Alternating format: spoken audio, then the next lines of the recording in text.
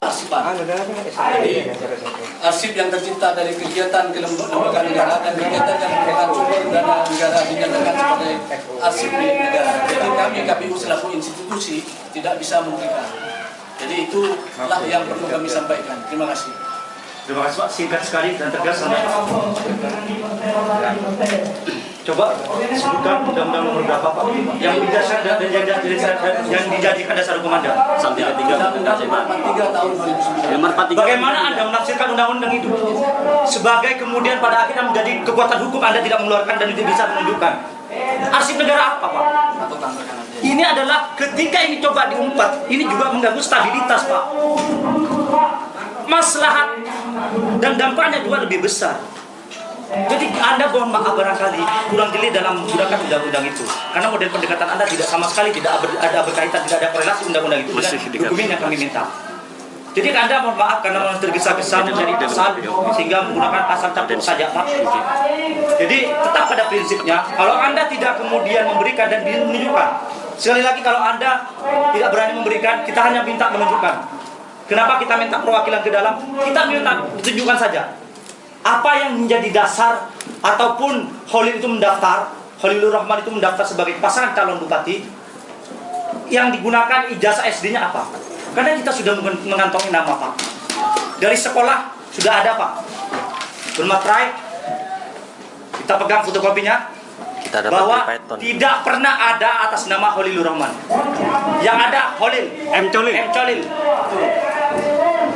Betul itu Pak yang digunakan?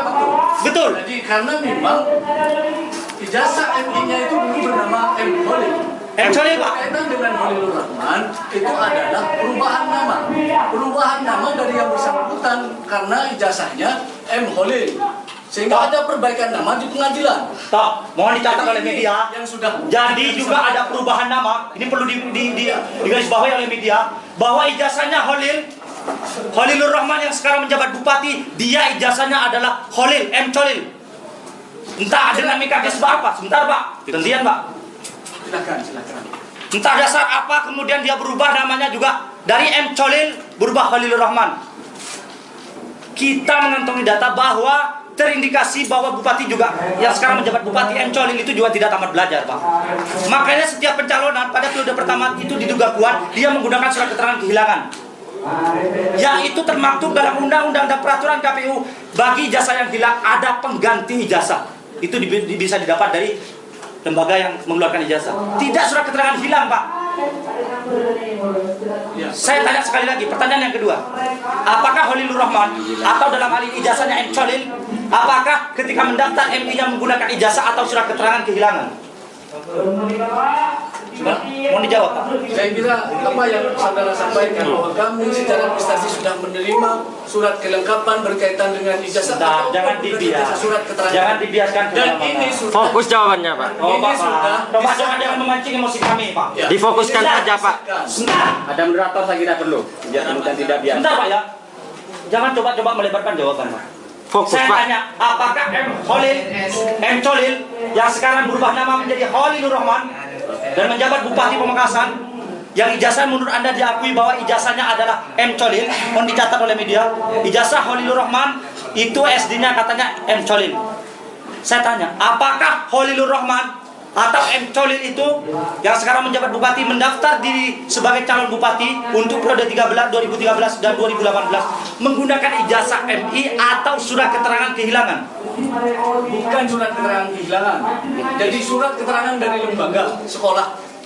Bukan surat kehilangan. Ya, jadi bukan ijazah. Surat keterangan dari lembaga sekolah yang bersangkutan MI. Jadi tidak ada ijazah. Anak Anyar Python yang sudah disahkan oleh lembaga tersebut sampai dengan kemenang. Jadi bukan ijazah. Tidak ada ijazah. Tidak ada ijazah. Ijazahnya itu. Oh, bukan ijazah. Tidak ada ijazah Pak itu Pak. Jadi sudah itu. Jangan bodoh. Bedakan antara ijazah dengan ijazah. Saudara harus memahami juga. Sudah. Biar Anda juga sama-sama paham Pak ya. Tolong dibedakan antara ijazah dengan surat ijazah. Mohon Dan itu dibenarkan Pak. Coba jangan cengenges. Oh, dibenarkan. Mohon dicatat. Saya tidak menganulir dan kita tidak menghukum bahwa itu benar atau salah. Tapi saya tanya, jangan bias kemana-mana. Biar Anda paham antara perbedaan ijazah dengan pengganti ijazah Pak ya. Jangan cengengesan. Anda sudah salah cengengesan. Jadi tolong dibedakan antara ijazah dengan surat keterangan bahwa dia adalah betul-betul keluar dari MI itu. Jadi beda Pak ya, mohon dicatat.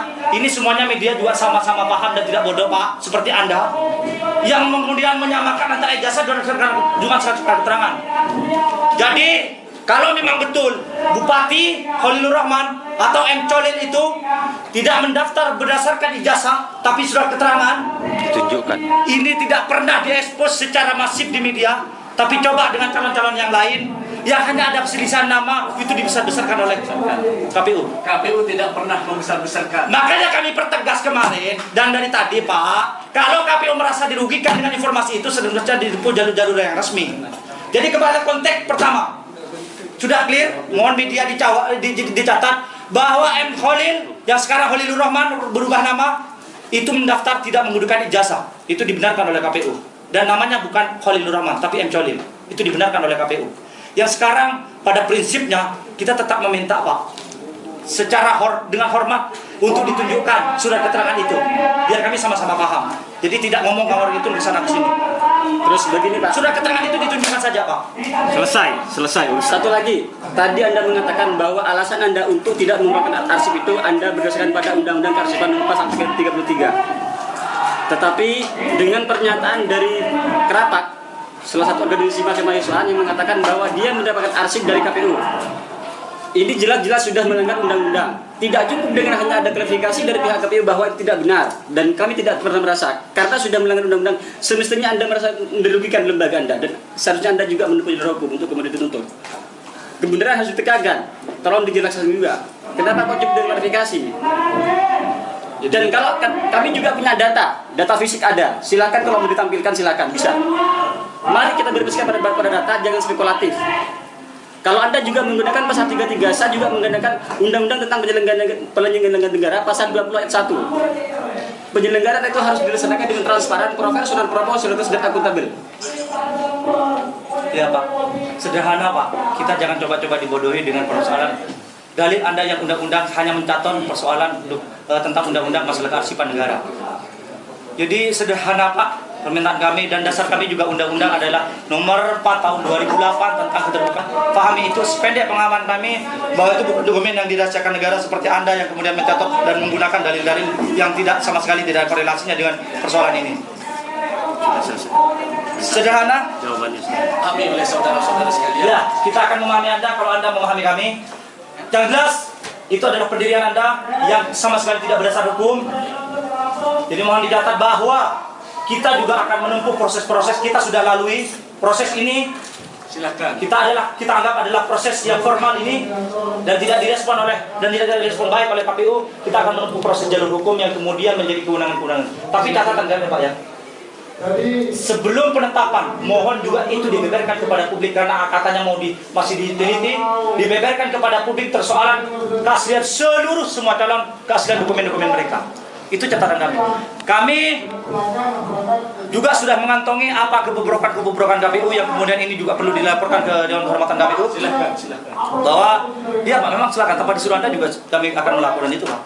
Sudah. Jadi intinya kalau Anda tetap berdalih bahwa itu adalah dokumen yang dirahasiakan negara, semoga saja Anda masih bersama dengan anak-anak Anda tidak dibenarkan dan tidak diproses secara hukum, bahwa Anda tidak melanggar hukum. Itu saja Pak catatan kami. Tapi catatan bahwa yang paling penting, jangan coba-coba menetapkan seluruh calon kalau itu belum dibeberkan kepada publik.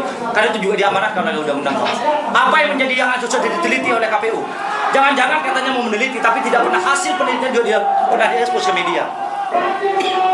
Persoalan ijazah itu menjadi persoalan yang krusial Pak ya.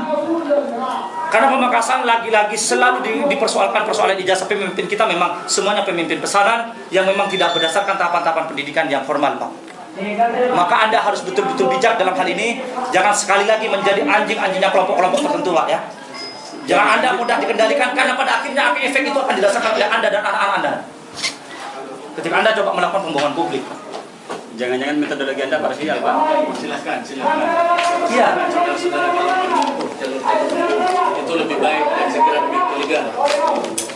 Memang tidak ada korelasi sama sekali dengan persoalan ini. Itu catatan kami. Kemudian kita sudahi dan kita akan tempuh proses-proses hukum dan kita tidak akan membidik persoalan ini, tapi pelanggaran-pelanggaran yang dilakukan oleh KPU kita akan proses secara hukum, Pak.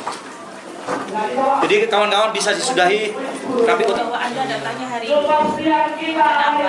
kenapa sekarang itu masih dalam taraf verifikasi kedua. Verifikasi kedua itu memang kami memerlukan rekomendasi dari Panwas pertama, dan kedua itu adalah masukan dari masyarakat. Jadi kami itu sangat menerima apapun masukan dari masyarakat, termasuk dari semua tim itu memberikan masukan, itu salah masukan masyarakat.